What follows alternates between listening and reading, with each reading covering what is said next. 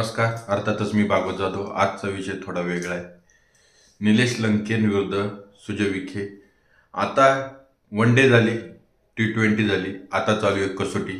आणि कसोटीमध्ये राजकीय व्यक्तीची कसोटीच लागते, ही एक वस्तुस्थिती आहे. वन डेमध्ये निलेश लंके जिंकले म्हणजे लोकसभेला निलेश लंकेंचा विजय झाला. तर T20मध्ये पुन्हा एकदा कमबॅक केलं ते सुजय विखेंनी. पारनेरच्या राजकारणात एक वेगळी घडामोड त्यांनी घडून दाखवली. राणीताई लंके यांचा पराजय झाला आणि दातेसर आमदार झाले. दुसरीकडं संगमनेरमध्ये बाळासाहेब थोरातांचाही त्यांनी पराजय केला आणि तिथे खताळ आमदार झाले.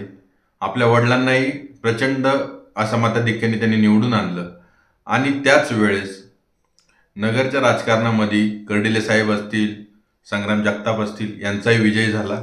आणि बघता बघता निलेश लंके, त्याच्यानंतर बाळासाहेब थोरात, त्याच्यानंतर राष्ट्रवादी काँग्रेस शरद पवारांची आणि त्यांना मिळते जुळते राजकारणातले समीकरण सगळे बदलले. मग तनपुरे असतील, अनेकांचे पराजय झाले. श्रीगोंद्यासारखं जिथून निलेश लंके यांना भरघोस लीड मिळालं तिथंही त्यांना त्यांचे स्वतःचे उमेदवार देताना काही चुका झाल्या असतील किंवा काही ठिकाणी पक्षश्रेष्ठींचे आदेश ऐकावे लागतात. त्याच्यामुळे तिथं पुन्हा एकदा पाचपुते निवडून आले आणि राजकारण बदललं. आता सुरू झाली ती कसोटी. आणि कसोटीमध्ये नेहमी एक गोष्ट असते की बॉलरचं काम करत असतो, बॅट्समनचं काम करत असतो. आणि दोघंही 5 दिवस आपापल्या पद्धतीने लढत असतात. तशी ही लढत आहे. वन डेच्या वेळेस सगळ्यांनी अभिमन्यू केलं होतं. अभिमन्यू चक्रव्यूहात एकटा होता आणि तो लढत होता. ते काम होतं सुजय विखेंचं. त्या अभिमन्यूने सांगितलं होतं जय पराजय होत असतो परंतु टायगर अभी जिंदा आहे. आणि T20 मॅचमध्ये त्याने दाखवून दिलं की टायगर जिंदा आहे. आता ज्या वेळेस अभिमन्यू चक्रव्यूहात होता आणि आपले जे स्वतःचे जे असतात जवळचे ते सुद्धा परके झाले होते, अशा लोकांना असं वाटलं होतं की विखेंचं राजकारण संपलं. पण सुजय विखे आणि आजोबा यांच्यातील एक साम्य आहे, ते म्हणजे ते कधीही हार मानत नाही आणि सातत्याने जनतेत राहतात. त्यांच्या आजोबांचं राजकारण हे ॲग्रेसिव्ह नव्हतं, पण सुजय विखे यांचं राजकारण ॲग्रेसिव्ह आहे. परंतु जी थाटणी असते राजकारणाची ती एकच आहे. सातत्याने जनतेत राहणं, सातत्याने जनतेचे प्रश्न मांडणं आणि सातत्याने आपापल्या पद्धतीने आपल्या विखे गटाचा कशा पद्धतीने वेगवेगळ्या तालुक्यांमध्ये वेगवेगळे लोक कसे ग्राउंड लेवलला वरती येण्यासाठीचे ज्या गोष्टी असतात त्या ते करत असतात. म्हणजे स्थानिक स्वराज्य संस्थेच्या इलेक्शनमध्ये त्यांचं अतिशय काटेकोरपणे लक्ष आहे. हे मी तुम्हाला ज्यावेळेस सुजय विखे यांच्या गोष्टी सांगत आहे त्याचे काही कारण आहेत. आपल्याला सुजय विखे विरुद्ध निलेश लंके या सामन्याकडे यायचं आहे, परंतु सुजय विखे यांनी जी व्यूहरचना आखली ती पहिल्यांदा नीट समजून घ्या. खासदारकीच्या वेळेस त्यांच्यावर जो सगळ्यात जास्त प्रमाणात जे म्हणलं जायचं की जनमानसांमधला वावर कमी, तो त्यांनी T20 मॅचच्या आधी त्यांनी पुसून टाकला. आणि T20 मॅचला त्यांनी दाखवलं की जनमानसांमधला माझा वावर सुद्धा फार मोठ्या प्रमाणात आहे. म्हणजे निलेश लंकेंची जी जागा होती जनमानसांमध्ये फिरण्याची ती त्यांनी घेतली. हा त्याच्या पाठीमागचा मतितार्थ. आता निलेश लंके यांनी वन डे मॅच जिंकल्यानंतर T20 आपण आरामशीर जिंकू आणि 1 लाख लीडने आपण जिंकू या आविर्भावामध्ये पारनेर तालुक्याच्या राजकारणात त्यांची सरशी होती. नगरचे काही गाव जोडले होते. परंतु राजकारणात बेरीज वजाबाक्या ज्या करायच्या असतात त्या स्टॅटिस्टिकली करायच्या असतात. आणि त्याच्यामध्ये सुजय विखे यांनी एक गोष्ट दाखवून दिली की नगर ग्रामीणमध्ये जरी तुम्हाला लीड मिळालं असं वाटत होतं, परंतु प्रामुख्याने ते मिळालं नाही. तिथले एक अपक्ष उमेदवार उभे राहिले होते, त्यांना बऱ्यापैकी मतदान मिळालं आणि तिथंच निलेश लंके यांची बाजू कमकुवत पडली. दातेसर हे एक मुरबी राजकारणी आहे, शांत, संयमी आणि टाकळी डोकेश्वर म्हणजे भाळवणी गट आणि टाकळी डोकेश्वर गटावरती पकड असणारं व्यक्तिमत्व होतं. त्याच वेळेस त्यांना साथ मिळाली ती सुजित जावरे यांची. दुसरीकडं विखे गट त्यांच्याही अनेक पद्धतीने मदतीसाठी धावला आणि एक प्रकारे एकोप्याचं राजकारण बघायला भेटलं. आणि ऐन वेळेस माघार घेतली ती विजय आवटींनी. आणि याचा सगळा परिपाक असा झाला की निसटता पराजय हा निलेश लंके यांचा झाला, राणीताई लंके यांचा झाला. आणि पारनेर तालुक्याच्या राजकारणातली एक वेगळी घडामोड किंवा टर्निंग पॉईंट, राजकारणामध्ये नेहमी टर्निंग पॉईंट असतात प्रत्येकाचा, तो टर्निंग पॉईंट मिळाला तो दाते सरांना. दाते सर आमदार झाले. आता हे मी सगळं तुम्हाला सांगत असताना, राजकीय बेरीज वजाबाकी सांगत असताना, आमदारकीचे गणित सांगत असताना, वन डे आणि T20 मधला जो फरक असतो ते 2-4 ओव्हरमध्ये मॅच बदलती, तशी ती मॅच बदलली T20ची आणि पारनेर तालुक्याचं राजकारण बदललं. आता कसोटी कशी चालू झाली हे बघा. ज्या वेळेस 3 महिने बॅकफुटला सुजय विखे होते, त्यावेळेस त्यांच्या वडिलांच्या मतदारसंघात अनेकांच्या फेऱ्या वाढल्या. गणेश कारखान्याच्या वेळेस कोल्हे थोरातांची युती झाली आणि एक वेगळा विजयी घोडदौड तिथं चालू झाली. आणि बघता बघता राहता असेल, शिर्डी असेल, लोणी असेल, अनेक ठिकाणी विखेंचा पराजय करू शकतो ही एक मनोबल त्यांनी दाखवलं. परंतु ते मनोबल ज्यावेळेस त्यांनी दाखवलं त्यावेळेस स्वतःचे मतदारसंघ शाबूत ठेवायचे कसे याच्याकडे त्यांचं थोडं लक्ष कमी झालं किंवा दुर्लक्ष झालं म्हणा. आणि 6 महिन्यातच म्हणजे 3 महिन्यातच त्यांनी एक वेगळ्या पद्धतीने करिश्मा दाखवला. तो सुजय विखे यांनी टायगर अभिजिंदा आहे.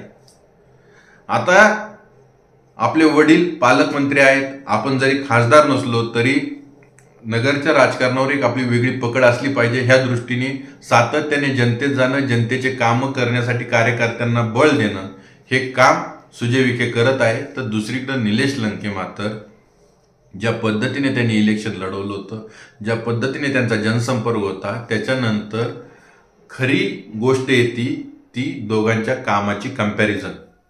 दोघांच्या कामामध्ये लोक बघत असतात की 5 वर्षात, त्यातलं 2 वर्ष हा करोना काळ होता, त्यामुळे 3 वर्षात सुजय विखे यांनी केलेले कामं आणि निलेश लंके हे करणारे कामं आणि निलेश लंकेंच्या पथ्यावरती आहेत ते. आपण ज्या पक्षाचं आहे त्या पक्षाचं सरकार नसल्यामुळे त्यांना लिमिटेशन आहेत हे जनतेला कळतं. परंतु हे जरी खरं असलं तरी सुद्धा निलेश लंके यांना कामाचा एक वेगळा पद्धतीचा मार्ग अवलंबावा लागेल. आता हे मी तुम्हाला का सांगतोय, अनेक गोष्टी आहेत. मग GI टॅग असेल, पुन्हा सॅच्युरेट झालेला आहे, IT सेक्टर आणणं असेल, त्याच्यानंतर जर पाथर्डीच्या साईडला तुम्ही गेलं, मेहकरी साईडला गेलं तर तिथला खवा एक प्रसिद्ध आहे. अनेक भागातल्या अनेक गोष्टी वेगवेगळ्या पद्धतीने प्रसिद्ध आहे. मी GI टॅग बद्दल एक तुम्हाला सांगतो. साताऱ्यात तिथं नरसोबावाडी म्हणून आहे. तिथं ज्या पद्धतीने वांग्याला GI टॅग मिळाला आणि तिथलं वांग्याची जी मागणी आहे ती जगभर आहे. आणि ते वांग खाल्ल्यानंतर खरोखर त्याची टेस्ट म्हणा किंवा त्याची चव म्हणा एकदम वेगळी आहे. तर कृष्णा काठेच्या तिकडच्या बाजूने दूध आहे. त्या दुधाची जी बासुंदी आहे त्या बासुंदीला सुद्धा जगभर मागणी आहे. आता मी हे तुम्हाला 2 उदाहरणं सांगण्यापाठीमागचं कारण म्हणजे अतिशय नम्रपणे मी तुम्हाला सांगतो की दिल्ली वाटाण्यापेक्षा कितीतरी पटीने वेगळा वाटाणा हा तुम्हाला कानूर पठार भागचा आहे, घाटी वाटाणा म्हणतो आपण तो. त्याच्यानंतर तुम्ही मेकरी साईडला गेल्यानंतर तिथला खावा मी निश्चितपणे सांगतो की इतर कोणत्याही पेढ्याला लाजवेल असा पेढा तिथला होऊ शकतो. तिथल्या खाव्याची ती ताकद आहे. जर मी तुम्हाला नगर भागात गेलं, तुम्ही नगर ग्रामीण भागात, तर तिथले ज्या डाळी असतात किंवा कडधान्य जे पद्धतीने तिथं घेतलं जातं किंवा संत्र्याची बाग असेल किंवा मोसंबीची बाग असेल, याची एक थाटणी तिथली वेगळी आहे. तिथल्या मोसंबीची किंवा संत्र्याची चव ही इतर मोसंबी संत्र्यांपेक्षा वेगळी आहे. त्याला GI टॅग पाहिजे. मी तुम्हाला GI टॅगवर इतकं का आणतोय की ज्यावेळेस तुम्हाला एखाद्या गोष्टीला GI टॅग मिळतो त्याच्यानंतर त्याच्या बघण्याचा दृष्टिकोन बदलतो आणि जगाचं मार्केट त्याला खुलं होतं. हे काम निलेश लंके यांना करता येऊ शकतं. ही निलेश लंकेंची ताकद आहे. मी आणखीन दुसरा एक मुद्दा मांडतोय. रेल्वे मार्ग तर त्यांनी नगर पुणे हा रेल्वे मार्गासाठी त्यांची अतिशय कठोर परिश्रम चालले आहे. परंतु मी पुन्हा एकदा सांगतो की जेव्हा नाशिक ते पुणे हा रेल्वे मार्ग होतोय, त्या रेल्वे मार्गाला पुन्हा एकदा जोडणारा रेल्वे मार्ग नगर ते आळेफाटा किंवा नगर ते जिथं नाशिकच्या आसपास तुम्हाला जिथं तो रेल्वे मार्ग नेता येईल तिथं न्यायला पाहिजे. त्याचं कारण म्हणजे तुम्हाला जर अनुसरून तुम्हाला सांगतो की तिथले जे डाळिंब आहेत, मग पाथर्डी साईडचे डाळिंब असतील, पारनेर तालुक्यातले डाळिंब असतील, ह्या डाळिंबाची ताकद वेगळी आहे आणि हे डाळिंब एक्सपोर्ट क्वालिटीचे डाळिंब आहे. परंतु मी आजही सांगतो प्रामुख्याने नाशिकमधून जितकं एक्सपोर्ट फळभाज्या होतात बागा, त्याचप्रमाणे जुन्नर आंबेगावामधून सुद्धा भाजीपाला हा एक्सपोर्ट होतो. त्याला जे कनेक्शन असेल त्या कनेक्शनचा फायदा हा नगरच्या भागाला होऊ शकतो. आणि नगरचं जे भाग आहे, म्हणजे हा जो आपण भाग बोलतोय, पाथर्डी असेल, पारणे असेल, नगर ग्रामीण असेल, याला पाण्याचा तुटवडा जरी असला तरी इथला शेतकरी मेहनती आहे, तरकारी पिकं घेण्याची याची कॅपॅसिटी आहे, याला फक्त मालाला भाव पाहिजे. याच्यासाठीचं हे काम निलेश लंके यांनी निश्चितपणे दिल्ली दरबारी मांडलं पाहिजे. ज्या पद्धतीने अमोल कोल्हेंनी आपली बाजू मांडली, त्याच पद्धतीने, त्याच ताकदीने निलेश लंके यांनी बाजू मांडली पाहिजे. विकासाच्या कामाच्या बाबतीत मी निश्चितपणे सांगतो, ज्यावेळेस तुमचं सरकार नसतं त्यावेळेस लोकांना माहीत असतं की तुम्हाला लिमिटेशन आहे, तुमच्याकडून कामं करताना फार मोठ्या प्रमाणात होणार नाही. परंतु ज्या पद्धतीने दृष्टिकोन पाहिजे, व्यापक दृष्टिकोन पाहिजे, त्या पद्धतीने आपलं म्हणणं दिल्लीत दरबारी मांडलं पाहिजे. त्याच वेळेस पूर्ण सॅच्युरेट झालेलं आहे, IT सेक्टर इकडं तिकडं अनेक कंपन्या जात आहेत. अशा वेळेस नगरचा एक भाग जिथं पाणी सुजलाम सुफलाम आहे, नगरचं हवामान चांगलं आहे, तिथं IT सेक्टर आणता येईल का, याच्यासाठीचे पुरेपूर प्रयत्न निलेश लंके यांनी केले पाहिजे. निलेश लंके यांच्याकडे वेळ आहे. निलेश लंके हे कसोटीच्या सामन्यात आहेत. निलेश लंके यांनी आपला मतदारसंघातील तरुणांना एकत्र येण्यासाठी ज्या पद्धतीने गड मोहीम, स्वच्छता गड मोहीम राबवत आहे, त्याला उत्कृष्ट पद्धतीने प्रतिसाद मिळत आहे, तरुणाई जोडली जात आहे. आणि एक प्रकारे त्यांचा एक विलक्षण असा दृष्टिकोन आहे. राजकारणामध्ये मी नेहमी सांगतो की पैसा आणि जय पराजय ह्या दोन गोष्टी वेगळ्या असतात. राजकारणामध्ये महत्त्वाचं असतं, जो माणूस सातत्याने माणसांमध्ये असतो त्याच्या पाठीमागं माणसं उभी राहतात. माणसाला माणसाचीच गरज असते आणि माणुसकीने माणसं जिंकता येतात, यालाच राजकारण म्हणतात. ही खरी राजकारणाची डेफिनेशन आहे. परंतु राजकारणाची व्याख्या लोकांनी बदलवली. पैसा, पैशातून अर्थकारण, अर्थकारणातून पैसा, पैशातून अर्थकारण, आणि त्याच्यानंतर राक्षसी इच्छाशक्ती. आणि राक्षसी इच्छाशक्तीचेच परिणाम तुम्ही तुमचा देश, तुम्ही तुमचं प्रदेश, तुम्ही तुमच्या माणसांना विसरता आणि एक पोकळी निर्माण होती गरिबी आणि श्रीमंतीची. ही जर पोकळी मिटवायची असेल तर माणुसकी, माणसाचं दर्शन, माणसाची ताकद आणि माणसासाठी लढणारी माणसं, याच्यातून माणसाची माणुसकी आणि माणसातलं माणूसपण जागं होतं. आता हे मी तुम्हाला ज्यावेळेस सांगतोय त्यावेळेस मी निश्चितपणे सांगतोय की सुजय विखे यांची ताकद वेगळी, सुजय विखे यांची काम करण्याची पद्धत वेगळी. सुजय विखेंनी नगरचा चेहरा मोहरा बदलवलाय का? बदलवलाय. सुजय विखे यांनी ज्या पद्धतीने फ्लायओव्हर ब्रिज असतील, ज्या पद्धतीने नगरला एक विकासाचं मॉडेल दाखवायचं होतं ते दाखवलंय. दादागिरी न करता सुद्धा दादागिरी करणाऱ्या लोकांना कशा पद्धतीने शांत बसवता यायचं हे सुजय विखेंनी दाखवलंय. सुजय विखेंना नगरमधून तसं लीड आहे.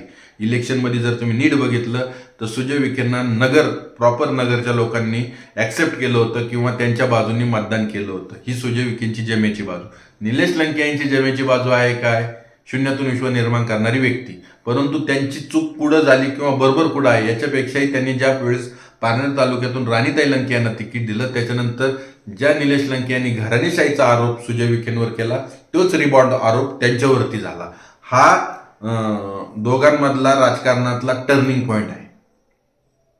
आता लोकांना एक गोष्ट माहिती आहे की जरी आपण एखादा वेगळा व्यक्तिमत्व निवडून दिलं, जर घराणेशाहीच्या आरोपापाठीमागं, तरी सुद्धा ते लोक पुन्हा त्यांच्याच घरातून तिकीट देतात. ही वस्तुस्थिती आहे. खताळे त्याला तुम्ही बघसाल संगमनेरमध्ये तसंच झालेलं आहे. त्यामुळं आता लोकांना तुम्ही घराणेशाहीवरती टीका करून निवडून येऊ नाही शकत. लोकांना तुम्हाला दाखवायचं आहे ही कसोटी आहे की त्यांनी जे कामं केले त्याच पद्धतीची मी कामं करतोय. माझी कामाची पद्धत ही आहे. माझ्या ह्या 5 वर्षाचा लेखाजोखा हा आहे.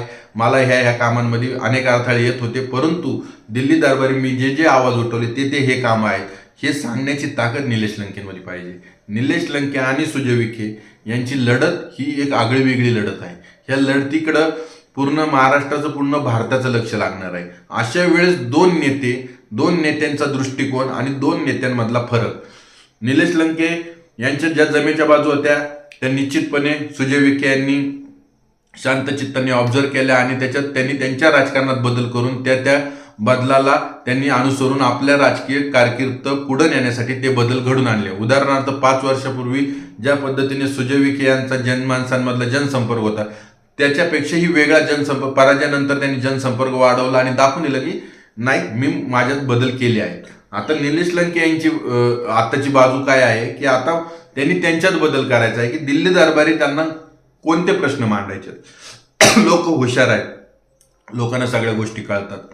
तुम्ही ज्यावेळेस दिल्ली दरबारी प्रश्न मांडतात त्याची निश्चितपणे ग्रामीण भागात शहरात सगळीकडे चर्चा होते आणि लोकांना कळतं की ह्या व्यक्तीचा अभ्यास काय आहे. शेवटी लोकसभा ही अभ्यासू व्यक्तिमत्वांसाठीच आहे. राजकारण लोकसभेचं कोणत्याही व्यक्तीला अनुसरून जर बोलायचं ठरलं तर मोठ्या प्रमाणातला तो परिसर असतो. प्रत्येक माणसाच्या गाठीभेटी घेणं शक्य नसतं, परंतु सामाजिक कामं, त्याच्यानंतर कोणत्या कामाला प्राधान्यक्रम दिला पाहिजे आणि का दिला पाहिजे याची एक व्यूहरचना त्या खासदाराला असली पाहिजे. कोणत्याही भागातल्या निलेश लंके यांनाही ती व्यूहरचना आखावं लागणार आहे. त्या पद्धतीने त्यांना एक मांडणी दाखवावं लागणार आहे की 5 वर्षाचा माझा लेखाजोखा काय. ही कसोटी आहे. ह्या कसोटीमध्ये आता स्थानिक स्वराज्य संस्थेचे इलेक्शन आहेत. आता त्या स्थानिक स्वराज्य संस्थेच्या इलेक्शनमध्ये कशा पद्धतीने निलेश लंके हे आपापल्या पद्धतीने आपल्या आपल्या कार्यकर्त्यांना जपून पुढे नेणार आहेत आणि त्याच वेळेस बेरजेचं राजकारण, स्टॅटिस्टिकली राजकारण आणि एक वेगळं राजकीय वलय सुजय विखे कशा पद्धतीने दाखवणार आहे हा येणारा काळ ठरणार आहे. जनता सगळ्या गोष्टी बघत असते, जनतेला सगळ्या गोष्टी मान्य असतात आणि जनता त्याच्यानंतरच आपलं मतदान करत असते. जनतेला कोणीही अधोरेखित धरायचं नसतं की जनता चुकली. जनता कधीही चुकत नाही. जनता अतिशय विचारपूर्वक मतदान करत असते. त्यामुळंच जनतेला जे लोक गृहीत धरतात ते येणाऱ्या काळात राजकारणातून बाजूला सरकतात आणि नवीन पुढे येतात. त्यामुळे जनतेला गृहीत धरण्यापेक्षा राजकीय स्ट्रॅटेजीवरती तुमचा लेखाजोखा, आधीचे 5 वर्षात सुजय विखे यांनी केलेलं काम आणि आत्ताच्या 5 वर्षात निलेश लंके यांनी केलेलं काम, याच्यावरतीच ह्या दोघांची खरी लढत आहे. ही लढत रंगतदार आहे. ह्या लढतीकडे अनेकांचं लक्ष आहे, परंतु मॅनेजमेंटमध्ये कोण पुढं जाणार आणि स्टॅटिस्टिकली कोणते कोणते प्रश्न प्राधान्यक्रमाने मांडायचे हे निलेश लंके कशा पद्धतीने आपले म्हणणे दिल्ली दरबारी मांडणार आहे याच्यावरतीच हा सगळा खेळ आहे. तुर्तास धन्यवाद.